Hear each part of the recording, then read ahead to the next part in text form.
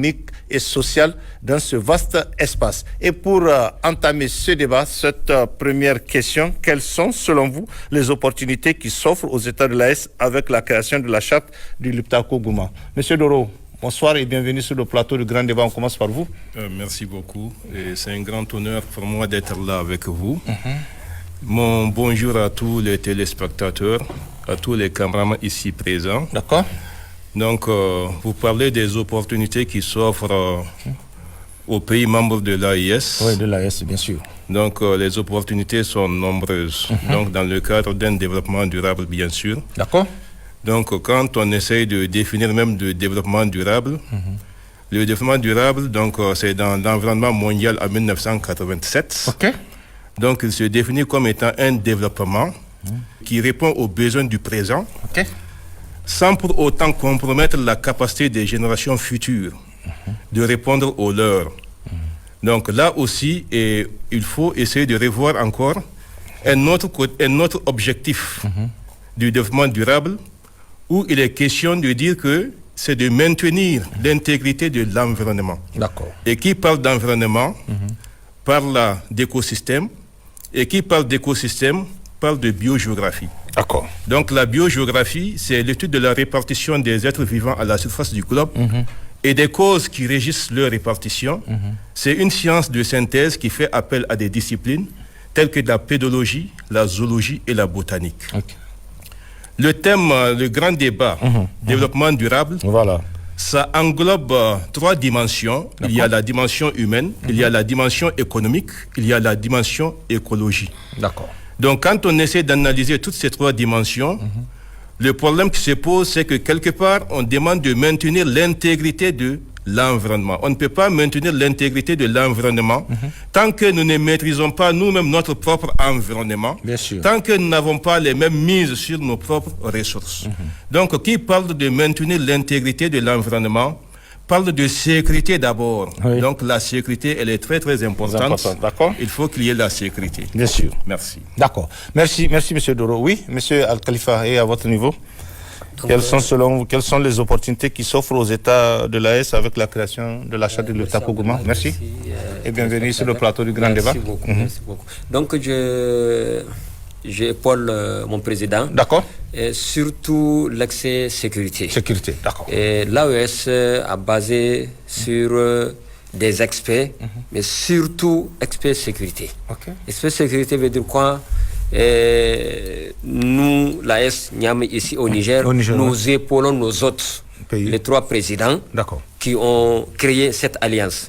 Donc nous, la génération future, nous voulons épauler les trois présidents sur des experts. Mais le président vient de terminer par côté sécurité. Côté sécurité, c'est quelque chose qui me touche moi personnellement et j'ai eu l'occasion aujourd'hui de l'exprimer sur la télévision Sahel.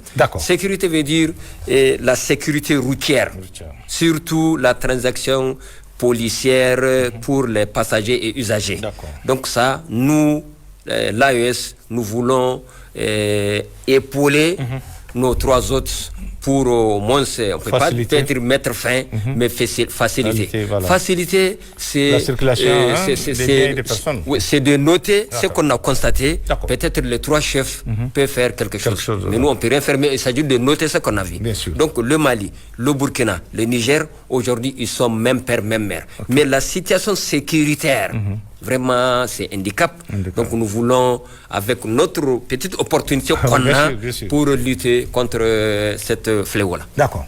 Merci, M. Al-Khalifa. Merci. Oui, M. Amadou, bonsoir.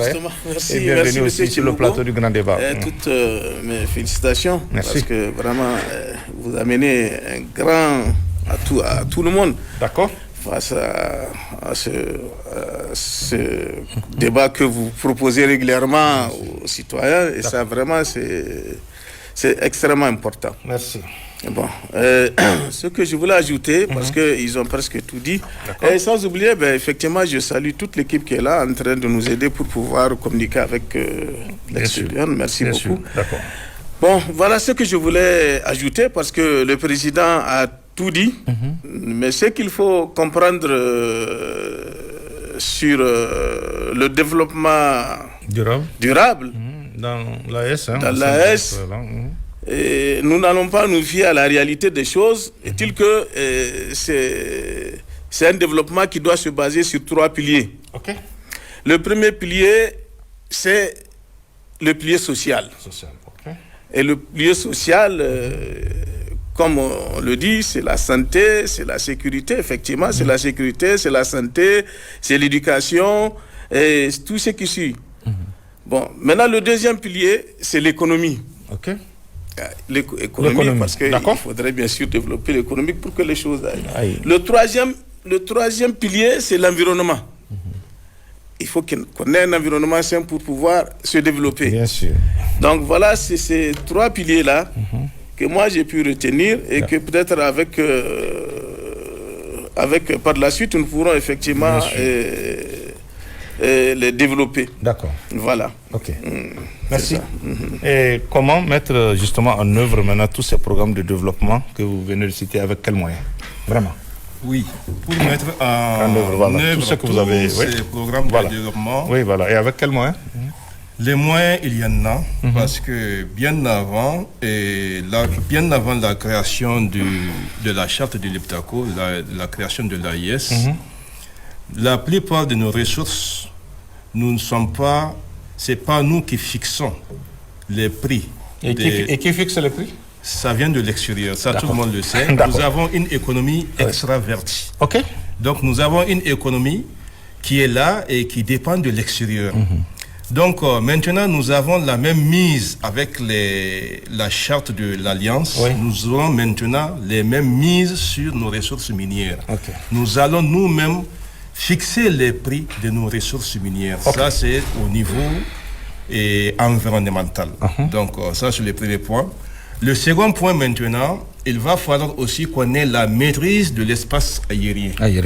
Donc cela veut dire que même étant au sein de l'ASECNA, l'AIS ne va pas s'en sortir une fois que l'AIS, les 3 pays membres de l'AIS, le Niger, le Mali et le Burkina, qui ont une superficie de 2 700 000 km², avec l'ASECNA, ils ne vont pas s'en sortir. Qu'est-ce qu'il faut faire? Ils doivent se retirer de l'ASECNA pour gérer eux-mêmes leur propre espace. D'accord. C'est possible ça? C'est possible. Ok, d'accord. Voilà. Et parce que, qu'est-ce qui se passe? Ça, c'est votre avions, ça, c'est mon objectif, ça, c'est mon point de vue. Votre point de vue. Ça, c'est mon point de vue. Très bien, d'accord. C'est mon point de vue. Ok. Parce que les avions de ligne qui vont quitter l'Amérique latine, l'Amérique du Nord, la plupart de ces avions-là n'ont pas le choix que de survoler l'espace AIS pour aller vers le continent asiatique.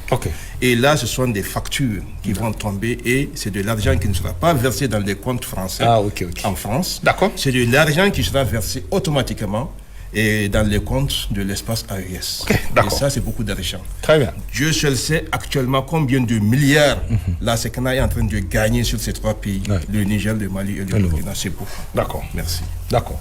Merci, monsieur. Oui, monsieur Khalifa, qu'est-ce que vous allez ajouter? Comment mettre en œuvre tous ces programmes de développement et avec quels moyens? Les moyens sont déjà là.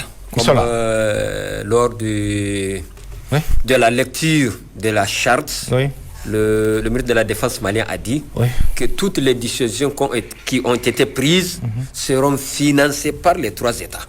Donc, ça, c'est le ministre des Affaires étrangères qui l'a dit à la création de l'AIS. Le 16 septembre 2023. Donc, cela veut dire que le financement est là. Maintenant, nous, l'Alliance, comme je l'ai dit au début, on les accompagne. On les accompagne par tous nos petits moyens qu'on a. Parce qu'on n'a pas d'argent, mais on a nos forces. On a l'intellectualité, on a la disponibilité. On est disponible à côté de nos hôtes chaque fois que le besoin se fera sentir en les accompagnant. Le président vient de citer tel point tout de suite, espace de la SECNA et aussi de suite. Nous ne pouvons pas les exciter. Ce n'est pas nous qui les excitons, mais on a autre chose à faire pour les accompagner, pour mettre en œuvre ces activités-là. Aujourd'hui, si on a constaté que notre défaillance financière de la SECNA, on peut s'installer au niveau de l'aéroport pour dire que aucun avion ne descende sans l'autorisation de notre pays, ainsi de suite. Vous voyez? Donc nous aussi, on a appuyé, on a accompagné. Mais tout ça sous le leadership de nos 3 chefs. Donc on est là pour les accompagner. Nous ne sommes pas des rebelles. On ne fait aucune activité contre leur alliance. Donc on est là pour les accompagner. Et par rapport aux autres projets de développement, qu'est-ce qu'il faut faire? Bon. Parce qu'il n'y a pas que l'aérien, il n'y a pas que... Hein? Oui, maintenant au niveau de la sécurité, j'ai cité. Peut-être au niveau de la jeunesse, on a constaté, ou bien l'État a constaté, surtout l'État malien, tout récemment, on a fait les États généraux de la jeunesse malienne. On nous a demandé quelques questions. Pourquoi la jeunesse s'infiltre aux côtés des mouvements rebelles? Là, on a cité quelques points. Cela veut dire que le chômage est trop, il y a l'absentéisme, il y a se droguer, tout ça. Maintenant, on va lutter contre ça. Faire quoi? Sensibiliser, mobiliser la jeunesse, expliquer-le l'avantage de l'AES. Avantage de ce que le projet de nos trois chefs-là, ce qu'ils vont, ce qu'ils veulent. Donc, si une fois ils comprennent, donc ça contribue au développement des autres facteurs. Côté jeunesse, on va mobiliser, sensibiliser, former et informer la jeunesse comment les choses vont, qu'est-ce qu'attendent les trois chefs de nous, la génération, pour qu'ils atteignent à leur but. D'accord. Merci, monsieur Okeffa. Oui, monsieur. Donc, voilà, moi comment mettre en œuvre tous ces programmes de développement, pour mettre tous ces trucs en œuvre, bon, je vais parler de ces piliers-là parce que c'est extrêmement important. On va commencer par le social. D'accord. Le social, d'abord, c'est surtout... Bon, on a parlé de sécurité, lui, il a parlé de sécurité, moi, j'ai parlé d'éducation. Ces trois pays qui forment l'AES, il faudrait que la population soit éduquée. D'accord. L'éducation. Parce que l'éducation, c'est la base de tout. Oui, bien sûr. Et qu'est-ce qui fait la réussite d'un pays? C'est l'éducation de ses habitants. Oui, la formation, oui. Voilà. Donc, un pays où les habitants sont bien éduqués, il va de soi que le développement aussi va suivre. Bien sûr, d'accord. Bon. Et ce que je veux revenir à quelque chose qui a été dit par un grand historien, Kizerbo, qui disait que... Joseph Kizerbo, oui. Voilà. Qui disait que le développement commence par soi-même. D'accord. C'est quoi le développement commence par soi-même? C'est-à-dire que une personne bien éduquée ne fera que contribuer au développement de son pays. D'abord, il va se développer, mais il va développer également son pays. Bien sûr, d'accord. Voilà. Donc, c'est sur ça qu'il faut beaucoup se tabler. Ces trois pays... Au niveau de l'AES. Voilà, au niveau de l'AES. D'accord. L'éducation, c'est extrêmement important. Ce qui va effectivement nous permettre d'avancer très rapidement dans tout ce que nous allons faire. Que ce soit sur le plan économique, que ce soit sur le plan environnemental, que ce soit sur tous les plans. D'accord. Bien sûr, après la sécurité. Parce que quand il n'y a pas de paix, on ne peut rien faire. Mais bien sûr. Voilà. D'accord. Donc, sur le plan santé aussi. La santé. Okay. La santé, c'est extrêmement important. D'accord. Un pays qui se porte en bonne santé a toutes les capacités de aussi porter un grand coup au développement. Oui. Parce que sans santé, il n'y a pas aussi de développement. Bien sûr.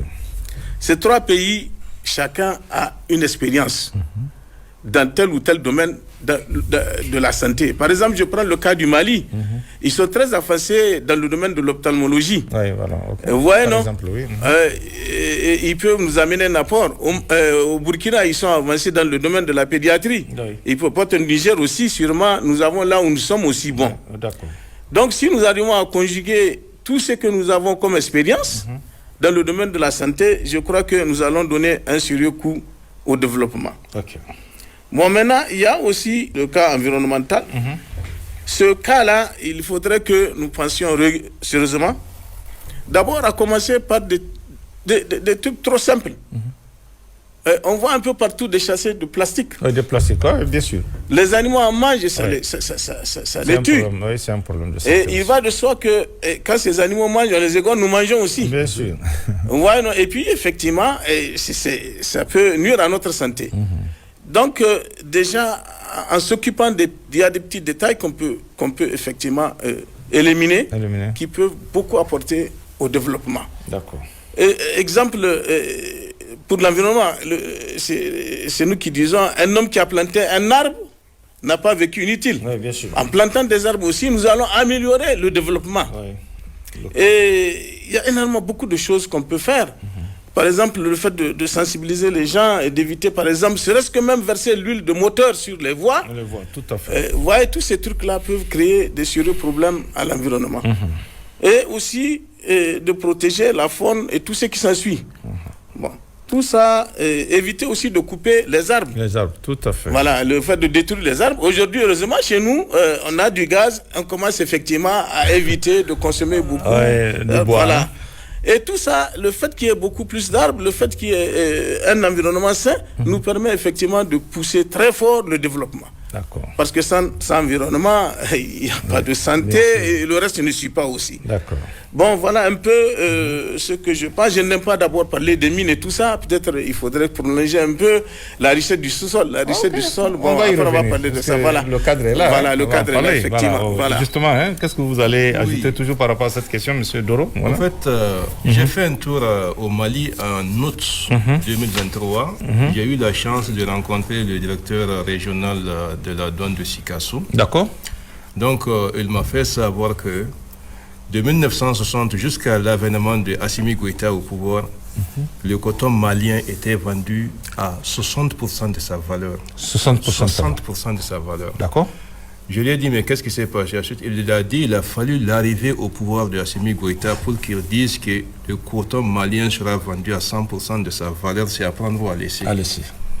Et finalement, ça a été fait. Donc, les Chinois et les Russes se sont portés garants. Ils disent qu'ils vont acheter le coton à 100%. À sa juste valeur. Au lieu de 100%. Merci. Et c'est avec les 100%, la différence de 40%. Là, donc, c'est avec ça que le Mali a pu vraiment acheter beaucoup d'armes. Le Mali a pu s'équiper. C'est ce que le directeur régional de la douane de Sikasso m'a dit. Il m'a dit, donc, c'est très important qu'au niveau des pays membres de l'AES, que vraiment les chefs d'État aient le dernier mot, aient la même mise sur leurs ressources naturelles. Donc, c'est le seul gage du développement pour l'ensemble des pays membres de l'AES.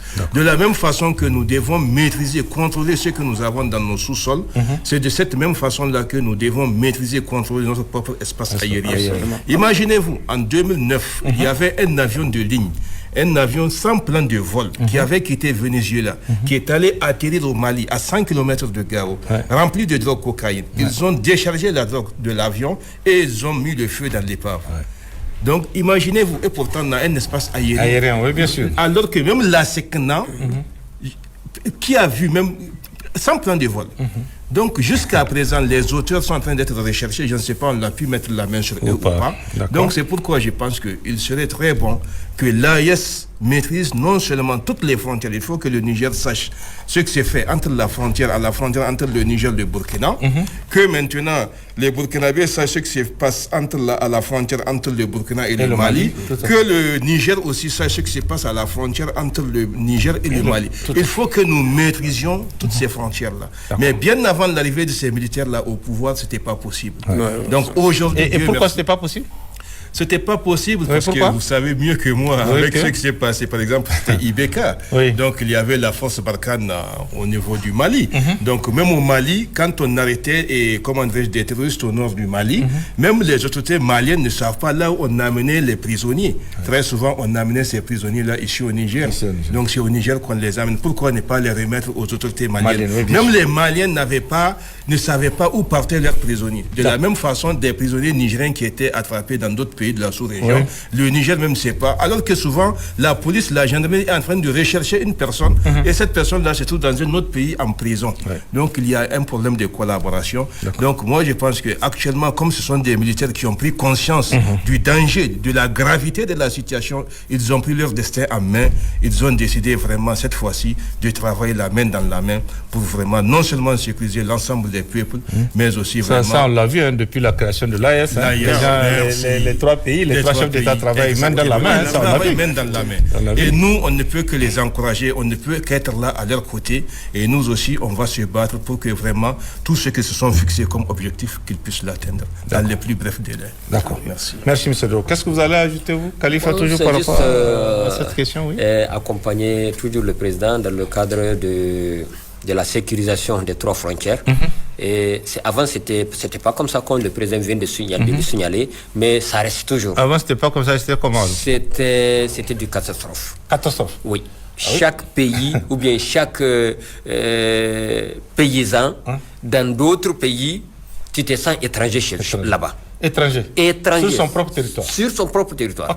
Un Malien quitte Niamey ici, à aller à Gao, dans les zones, dans la zone nigérienne, avec la carte consulaire du Mali, tu es étranger. Tu payes des sommes très importantes. Tu ne dis pas ouf jusqu'à ce que tu dépasses la frontière Mali-Niger. Rentrer à Labzanga, maintenant tu te soulages. Maintenant la balle rentre dans le camp des Nigériens. Chaque Nigérien qui contient une pièce d'identité nigérien, maintenant tu es dans l'enfer là-bas. Tu payes. Avant c'était comme ça. Maintenant à la prise du pouvoir des trois chefs, des trois militaires là, ça a allégé un peu, mais ça reste. C'est pour cela que j'ai mis un accent particulier à la sécurité frontière. Parce que la libre circulation entre nos trois paysans là, je veux que ça soit... Ça ne devrait pas souffrir, ça ne devrait pas souffrir on normalement. a senti.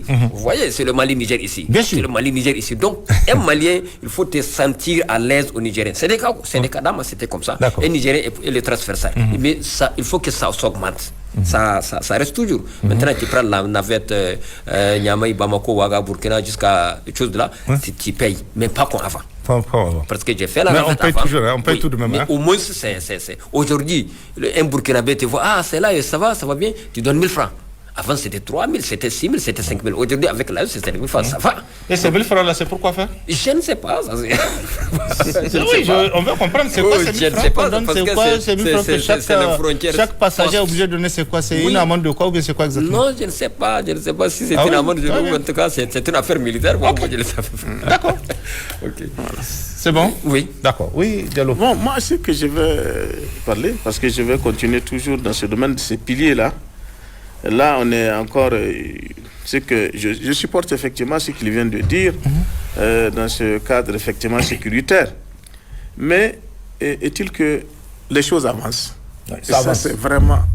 Depuis que les militaires ont pris, les trois militaires sont vus ensemble et ils ont décidé effectivement de défendre leur territoire ensemble. Leur pays, et là vraiment les choses marchent comme sur des roulettes. Et il faut le dire parce qu'il y a beaucoup de choses qui ont évolué. On voit un peu partout au Burkina comme au Niger. Et le Mali, bon, finalement eux-mêmes on dirait qu'ils ont pratiquement fini avec ces terroristes-là. Il reste le Niger et le Mali. On avait Kidal qui a été, Kidal qui a été récupéré.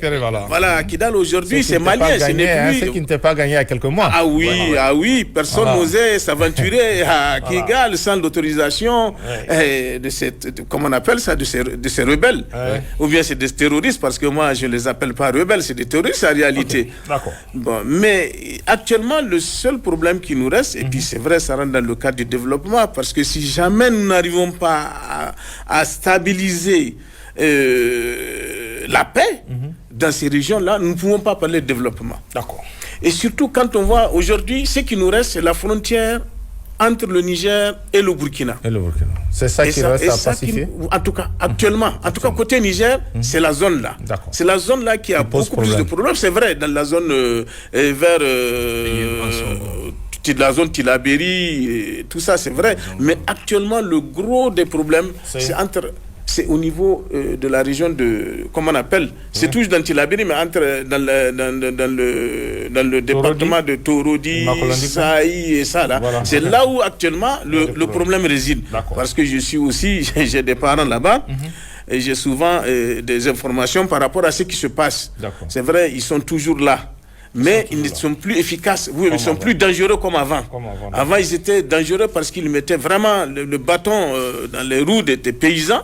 Les paysans ne pouvaient pratiquement rien faire. Et même se déplacer, ça devient un problème. Tout devient un problème. Ils n'ont pas... La saison a été mauvaise parce qu'ils ne sont pas arrivés à cultiver. On les a empêchés de cultiver, on les a empêchés, même, en tout cas, ils sont même retirés de la zone. Certains sont venus à Torodi, d'autres sont partis à Saï, et finalement, c'est vraiment... C'était très compliqué, c'était vraiment terrible, il faut dire. Vraiment, c'était compliqué. Bon, maintenant, Dieu merci, les choses commencent à s'améliorer. Les choses commencent à s'améliorer, les gens commencent à s'approcher un peu de leur village. Il y a d'autres même qui sont installés dans leur village. Mais à moins, il y a des petits, il y a des problèmes encore qui existent. Il faudrait pouvoir, avec le temps, finir. Parce que c'est quelque chose qui ne peut pas finir.